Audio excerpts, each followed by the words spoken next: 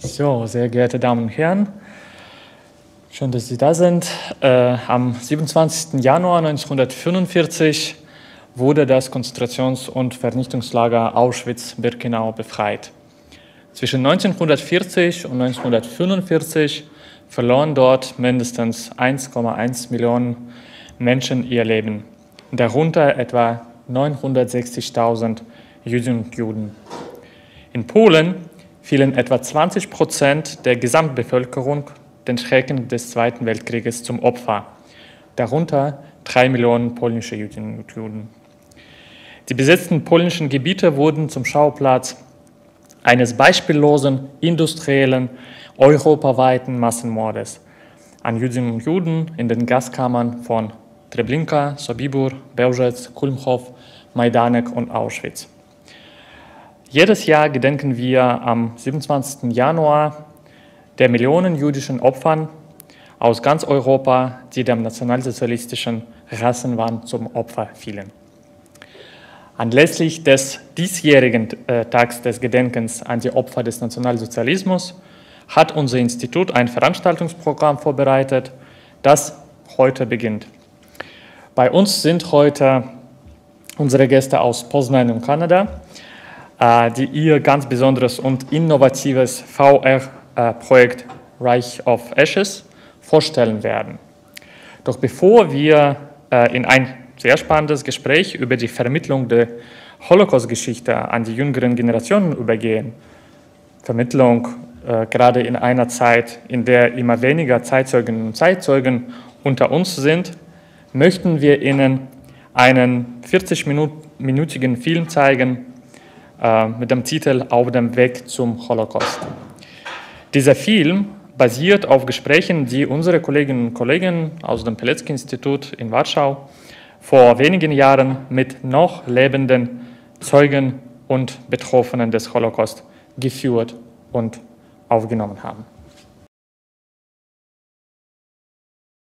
Into English, I want to invite our special guests here to the front. You can set up their presentation. We are going to listen their presentation of an amazing project titled Reich of Ashes, Journey of Survival. The project of Dr. Joanna Popińska and Thomas Hall. They're going to tell everything about the project. After the presentation here, there will be a possibility to ask your questions. And then the very last part is going to take place in the neighboring room, in the seminar room, where you will have the possibility to try out their headsets, their VR glasses sets, and like to test their prototypes, which are now in production. It's work in progress, but you can be one of the first ones who are going to test their innovative project of Joanna Popińska and Thomas Hall. So.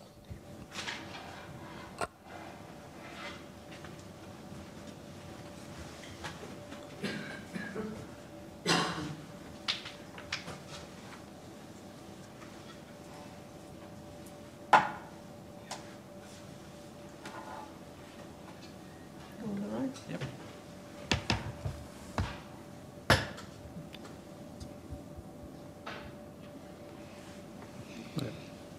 Okay, hello, do you hear me? Yeah. So, one moment. Okay. Hi, so we're two XR filmmakers. My name's Tom Hall, and this is my partner, Joanna Popińska, and we're documentary filmmakers that work primarily in the form of VR. And you actually have a doctorate in it. Yeah, about like how to tell the stories and how are the tools to telling the stories in VR in comparison to traditional filmmaking. And yeah, so we're here to talk about a project that is currently in development that we're making, which is a VR experience and installation, and it takes viewers. Oh, yeah, sorry, the microphones are a little bit. It takes viewers on a personal journey through the Holocaust, through testimonies of real survivors intermixed with these recreated visual depictions of scenes of history. And the narrative structure is built around testimonies of survivors who provide first-hand accounts. and then it seamlessly, like it's not just a virtual reality experience, it blends the virtual and physical elements and guides the audience through the rise of Nazi Germany and their systemic plan to create the so-called Lebensraum. And the initial idea for this project was based on our previous VR documentary, critically acclaimed The Choice, where the audience has a personal and meaningful conversation with another person.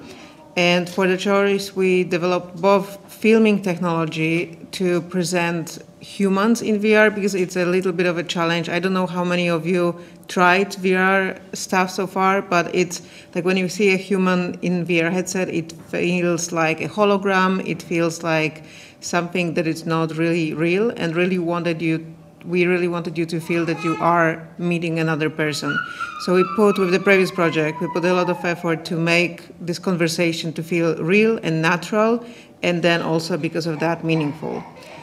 The project started with, it initially was called Jacob's Journey. So we filmed an interview with Jacob Goldstein, which is a great uncle of our friend. We didn't say Tommy's Canadian, I'm Polish-Canadian. We met Jacob in Canada, in Toronto. And when he was introduced to us, we learned that his hometown was Łódź in Poland, which is my hometown. And we instantly found the common ground, because I wanted, as a director, as creator, I want my projects to feel personal to you, to the audience. And it's much easier if the subject is personal to me. So with Jacob's hometown being in Łódź, we started talking about his childhood when he was a little boy running around the streets. And then we started first listening to his story, his personal biography. And then we realized that what he experienced as a boy, as a person, and then as a prisoner, it's very interesting from the perspective that it combines very personal events with the so-called great history objective events. So the audience in the experience is invited to have a conversation with him, and then as he's sharing the memories, we take you to the times, the places where he's describing what happened. In VR, we sort of transfer you there using the language of virtual reality. And then you can explore these moments from his personal biography intertwined with his so-called big history, objective historical moments. So the simplest example, when he's arriving to Auschwitz, he's taken at the ramp by somebody taken from the ground. Somebody starts checking him, asking him. Then later, Jacob learned that this is Mengele. And for us, there's a lot of moments like that from Jacob's biography. We realized that this is a great opportunity to introduce those facts and people and historical events to the younger audience, which is our target audience for this project, and who really, I know it's hard to believe sometimes, but they really don't know a lot. So that was the initial idea. So through Jacob's personal fate, we connect you to this historical information. Yeah, and the initial idea, the initial idea has since evolved since our interview with Jacob, which we did during the pandemic, and we realized that it would be more meaningful to introduce multiple perspectives through multiple survivors. So we've interviewed, with support from Claims Conference, we've interviewed actually a couple more than it's on the slide here, other survivors, and captured their testimonies with the same technology that we used for Jacob to provide a wider range of perspectives for us to tell in the story. And the next big change, so initially this project was just a VR experience, and then we started consulting with historical museums, Holocaust museums, human rights museums, how to show this project so it's interesting for them to program it and for the audience to see it, not only just the VR experience. And we realized that it will be much more interesting if we can, let's say, program it in this room as a special exhibition, what to do to make it happen. Normally we can put just few VR headsets here. You have no idea what's on this headset. You're like, okay, this is a headset, what's on it? Nobody knows. But if we make a whole installation and introduce through this installation what's on the headset, it instantly makes it more interesting and curious what is on the headset. So, especially for the target demographic of young people, which we find, and I mean it's well known across the museum and cultural history industry in that young people really don't connect with static displays anymore, which is unfortunate. So the audience journey in this CGI mock-up, which is a little bit dark in the projector, but anyway. So the idea is that they enter the space that has these kind of non-defined objects in the space, and they place on the VR headset, and the new generation of VR headsets allow you to see through them. So they put it on and they see still the space while they're wearing the virtual device, which is in augmented reality mode. And then they're invited to walk towards a large cylindrical column, which are common in Europe, not at all common in North America, which we discovered. And then through that power of having the ability to, that they're looking through the virtual device, the column itself becomes a surface that animates and begins to tell a story. And in the case of the introduction, it visually and through sound articulates the rise of Nazi Germany and Adolf Hitler. And they're invited to walk around the column as it animates along the surface.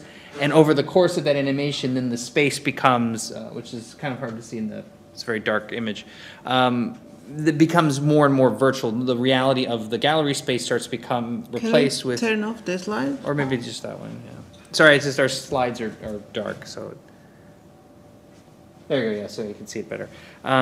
So like the idea is that the reality of the gallery space starts becoming replaced with images and depictions, both of historical stock, like the images that are created from illustrations and images that are taken from actual sources. And then the column would then disappear because we're in a completely virtual space, and then the first chapter would begin with testimonies guiding the story as it unfolds in front of them. And then this is just an example from the prototype of Jacob Goldstein, and you'll see like you have the sensation that you're sharing the space with him, so he's present in that fully virtual space, but around him then illustrated scenes can then play out. Yeah, so I'll just skip to the next slide. And then, so we will have 3 chapters. We wanted to divide the material because it's not easy to be in a headset for a full hour. So we divide the whole story into 3 chapters. The first one is talking about the whole ghetto system, the second about the camp system and the industrialization of genocide, and third one about people in hiding and surviving in confined spaces. This is all based on the interviews that we filmed so far, and we will be combining the survivors' interviews talking about these 3 aspects with the recreation of those places in VR. And the idea is that, like, in the gallery space, those interviews are spread out. So, like, those chapters are spread out. So you start one chapter here, then you walk around the room, you watch another chapter, and you walk another room. And it's also so you are not squeezed on chair in the headset for an hour, but to make you move a little bit. Yeah. And then for filming the interviews, I already mentioned this a little bit, it was really important for us that you really feel the presence of another human in VR. And for the previous project, we combined 2 aspects of filming for VR. So one is like if you would take a picture of us right now, you sort of know that like Tom is a little bit behind of me and I'm a little bit in the front, but nothing in the picture other than your life knowledge about geometry tells that because the picture is flat.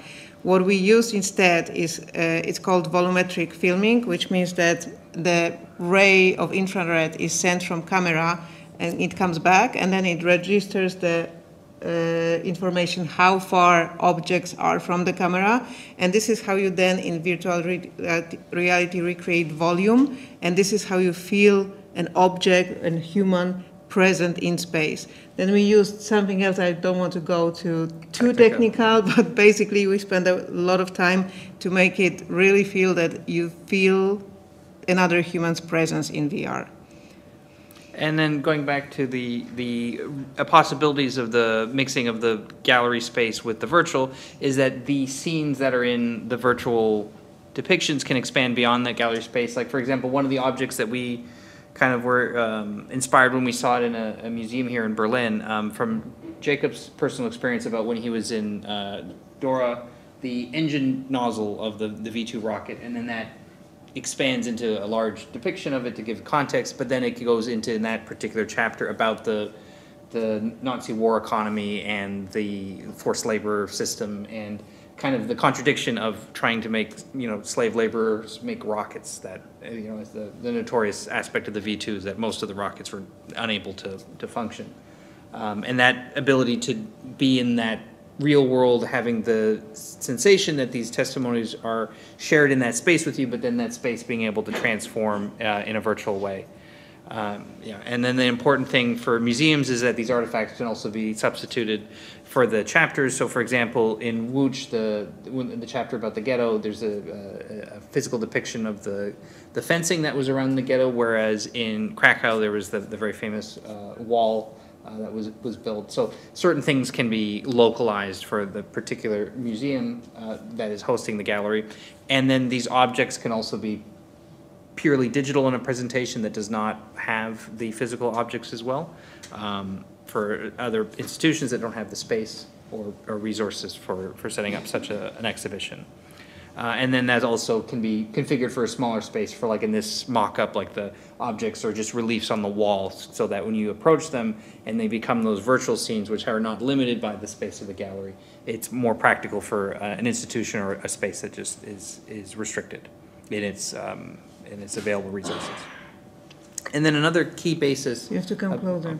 Another key basis of the artistic design is to depict all of our recreation. So like the story is kind of based on, the experience is based on real testimonies of real survivors talking directly to the person experiencing it.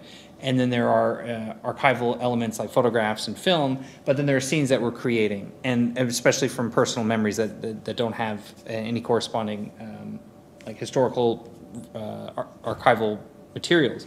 So what we are doing in our art design is depicting those things as papercraft. And then that kind of, it has a lot of themes that can go along with it, like the implication of fragility, the memories, the destruction and violence that can be depicted through the distressing of that paper. And that's kind of the visual language that we're using. And then in VR, of course, there's the question of recreating reality. Yeah, so the big question for us is, can you recreate reality in VR, and should you recreate reality in VR? Because the visual aspect of that is quite limited. Like, you can cheat and make it feel like it's real, but always our brain can recognize the fact that it's not reality. So already with our previous project, we decided we do not want to go that far. So we want you, the audience, to feel that it is not, like it is happening to you, but we're not trying to make you, like to fool you that it is actually a real event happening to you. And especially with history and Holocaust, especially, we want to be delicate with that. We don't want you like to throw you there. So we decided to make it obvious that we are also only recreating and interpreting artistically those places. So each scene, if we have a scene where we recreate like the street of the ghetto or some places in the city or camps and stuff like that, it always starts with some historical artifact. So it can be either a picture or a video, and then this objective scene starts always with the primary source that we then interpret in 3D space. And the photograph, you don't see it becoming spatial because the screen is flat, but then photograph transforms into artistic spatial depiction through the papercraft-like medium. And here you see a sample from the prototype. Yeah. There's a sample from the prototype. Also, you will not see it spatially here. We have it on the headset for you to have a look. But here is the example. Let me actually turn off the voice. Oh, you can't. I can't. So here the idea is, we didn't tell you that yet. So the idea of this project is also to use the language of VR in terms of, sometimes you will be like life scale on the ghetto street and feeling sort of as you are there. But we also want to recreate geography of what happened, and our main target audience is North America, so Canadian and North American, and they don't really, often the youth, they don't really understand the geography of Europe, and that's why they do not really understand what and how big scale of events happened here. So we want to change the scale and sometimes take you over the city, then take you over the whole continent and make you feel, because in VR you really feel space. so make you feel where are the objects, what is the relationship in space. And then changing that scale from going from that bird, changing that scale and going to a bird's eye view. And this is an example of using a primary photograph to begin a scene in the story.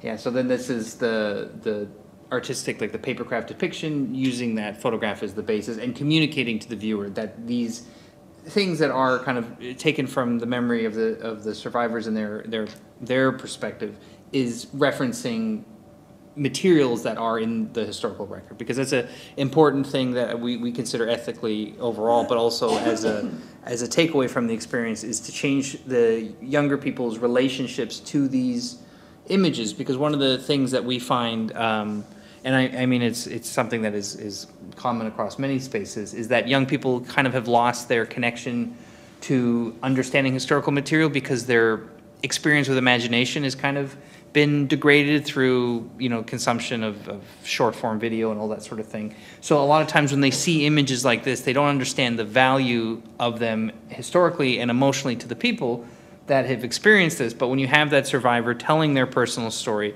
and then depicting it in a way that it kind of is like, I don't want to say attractive, but like is emotionally connecting with that viewer, that when you then present them other photographs, you've prepared them with the idea of recontextualizing what they're seeing with these images. And the big challenge of VR is distribution and showing it to as many people as possible. And even today we will have this problem because we have 4 headsets and we can show the prototypes to you, 1 person per time. So like 4 people can watch it. We have here, 20 people. With documentary that we just watched, we were all watching it together, so it's much easier to distribute. And we were thinking how to make it impactful, how to make as many people as possible watch it. And we realized that in North America, where our target audience is, we want to just come to the youth, not ask them to come to us, to some museum, some gallery, but to make a touring exhibition, visit the school, set it up at their gyms, and just be there, show it to them, the whole school within 2-3 days. And this is this is the way to make them watch it easily. And like the idea of because there's, you know, limited space obviously in museums, and also there's limited geographically, right? Like there are smaller museums that are spread throughout the United States, and there's a lot of places that their experience with this sort of education is completely through the curriculum that the public boards provide, and maybe it'll be a film or two and that's it. So the idea of being able to take this on the road is something that we think is really an interesting approach to access those places, because it's very much like we see this project from a learning perspective, and because it's like not the full story, obviously you can never possibly do that, but it's a way to like introduce and get the younger people interested and aware of the emotional importance and the magnitude of everything. So being able to go directly to them in their schools is a way that we see as a future. And then about the project that we plan to have it finished in 2026, and we're very excited that we've just got approved with production funding with the Canada Media Fund. So we're going ahead with that. And we also have support from Ontario Creates, which is a province in Canada, and Claims Conferences. We're a 2-time grantee, which is we're using for the production of this project. And we just have like a little funding gap that we're working on right now. So it'll be a little while yet, which we also understand that, you know, in the process of building relationships with institutions and museums, it's a long process, a lead time about deciding hosting an exhibit. So we're in that process now. And also because we haven't yet begun primary production, we're constantly and actively reaching out to educators and institutions about how this project could fit, and also what they are feeling that this project can do that they are struggling with. Because we know in the VR space there are several other projects, or some actually really great projects that are working with museums, but there's been several that have kind of created themselves in isolation, and then in the completed project, while it's very beautiful, it does not, it has inaccuracies, or it does not fit in a way that's useful for an education product, I guess is the way you'd say it. And also, you know, it's very clear too, and it's only getting more difficult that young people are very disconnected from the history of the Holocaust and the Second World War in general. And like as it's falling out of living memory, it's not, the importance of it and the urgency of it is kind of being lost in, you know, the overwhelming media space that the young people live in. And that's something that educators have really expressed to us. And it's like, okay, well, how do we, at this moment, take these survivors and try and take their personal experience and allow young people to connect with them in that person-to-person experience in a way that is not distracting, right? Like even in a screening in a movie or in a museum, young people are just taking their phones out and then scrolling. And in VR, it's still a platform that demands 100% of their attention. And they're also excited to do it. Like young people still enjoy, you know, going to the thing and putting a VR headset on. So it's attractive for them, but it also, it cuts away a lot of the distraction that they would experience. Both cuts away, but also we use similar techniques. I don't want to say that we do what TikTok does, but like with TikTok and any scrolling on your phone, what they do is they scroll 5 seconds and they scroll 5 seconds and they scroll. The way we're designing this experience is we're using interactivity to catch their attention and to hold it.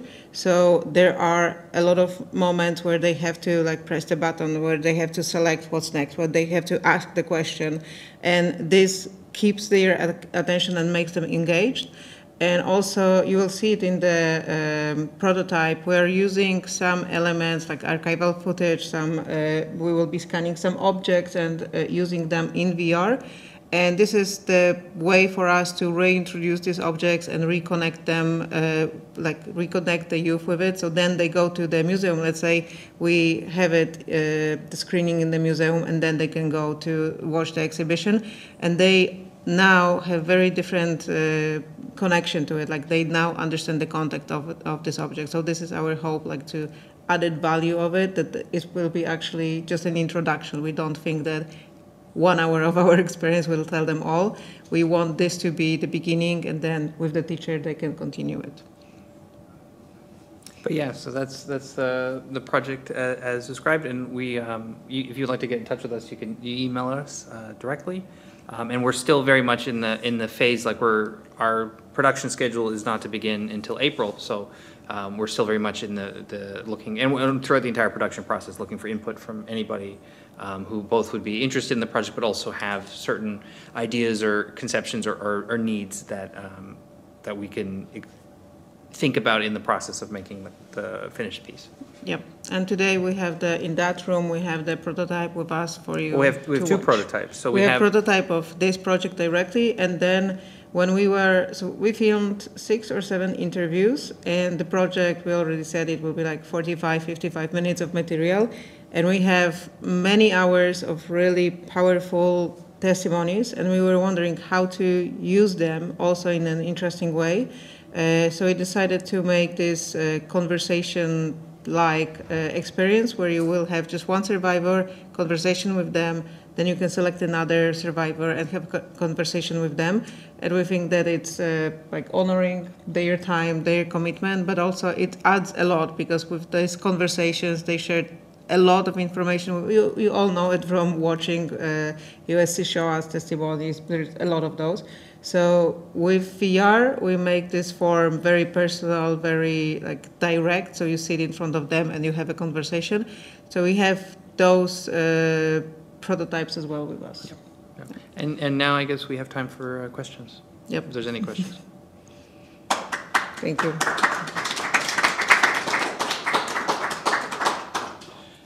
Yeah, thank you very much. Like, very little comment from my side. In my opinion, this is an amazing and very powerful project. I had a chance to learn some more details about it yesterday, and first of all, it's a very powerful medium in the time when we have less and less living survivors among us who can share the stories, unfortunately, and with your project you just fill this gap that it's still kind of a way to talk to them, to interact with them, to make younger generations listen to the stories and be interested in the stories. Second thing I like about this project very much is that the technology itself is very engaging. It's very new now. Yeah, it has been a couple of years of this VR technology, and that you implemented it can have big impact on the youth and like huge interest from the younger generation. Third thing I like from the point of view of our institution, like exhibition space and a museum, that you do not only use these VR glasses, these headsets, but also ask yourself, how can we use the exhibition space? How can we combine the VR space and the actual space, the museum space, exhibition space? This is a huge thing. And like the last thing what came into my mind once I listened to the presentation was that in fact the movie we have watched before in your project, they use the similar approach. Let the survivors, let the witnesses tell their story, yeah, and the rest it can be in the movie like archival material, pictures, or stuff like that. From one hand, from the other hand, VR technology and a lot of possibilities connected to this. So, in my opinion, very powerful project with a huge potential. Before you go to test the prototypes, maybe you have any questions or comments, dear audience. Yes, please. Please use the microphone. How did you arrive at this idea? Well, it was from your meeting with Tara, right? I don't want to tell your story. No, we can say. Okay, so we Just come closer. Yeah, so our previous project, The Choice, that we were working on, which that one's about reproductive rights and the technology that we developed to do it.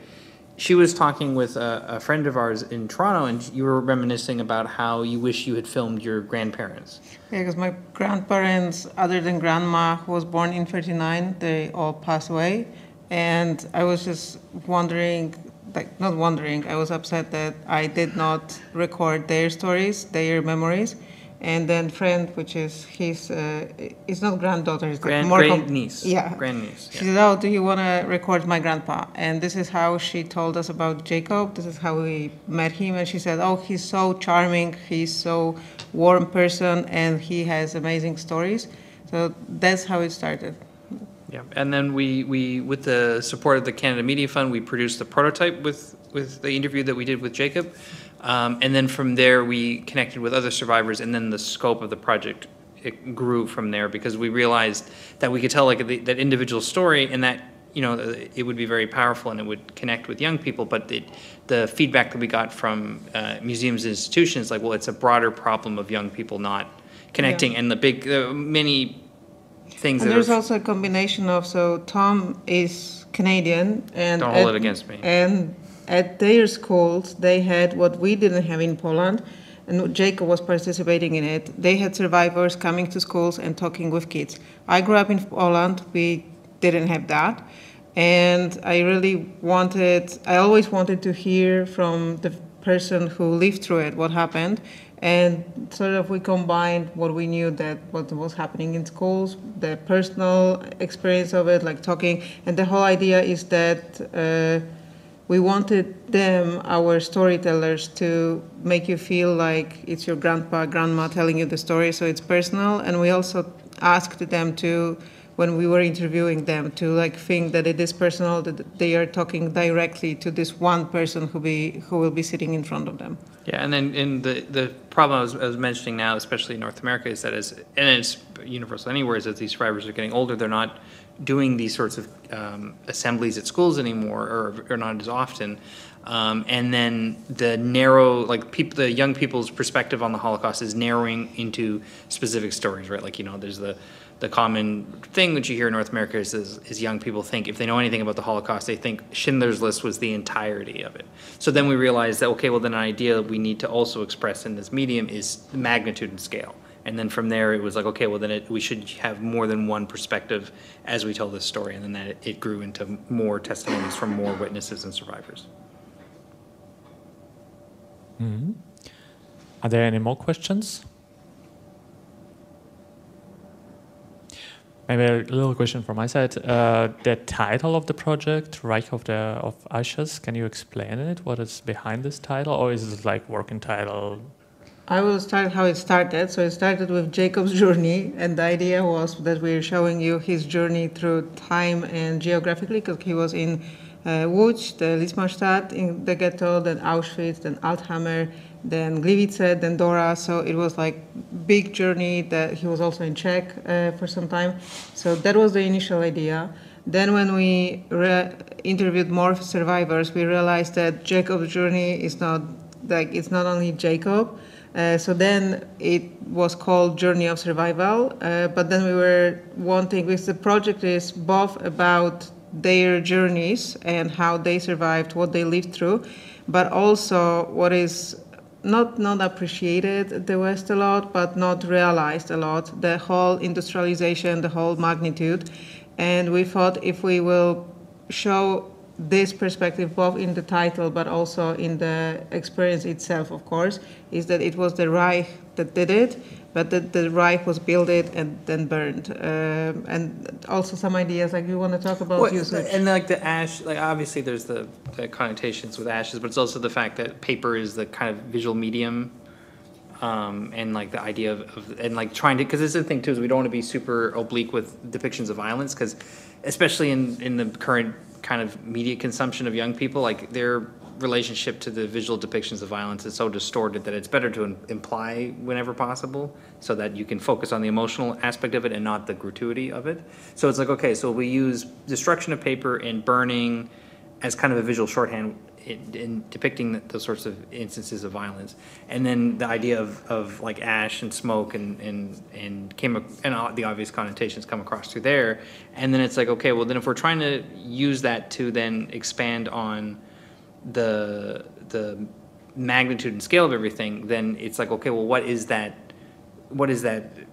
empire of ashes? Like, well, with that the Third Reich and the idea of Lebensraum and the expansion and racial superiority complex. It's like, okay, well that's what their empire ended up becoming. It was just destruction and an empire of ashes. So then the title of Reich of Ashes, which you can then use to also explain, well, what was the Third Reich? How is Lebensraum? How is this idea of why they needed to expand territory and, subjugate and exterminate?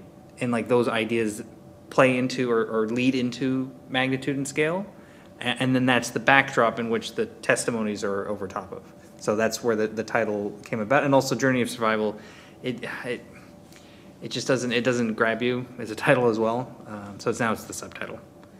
And I think there's other stuff that's been called Journey of Survival, and it's not as, I don't want to say exciting, but not as intriguing of a title. Jacob's Journey was a good title, but that not only Jacob anymore. Yeah.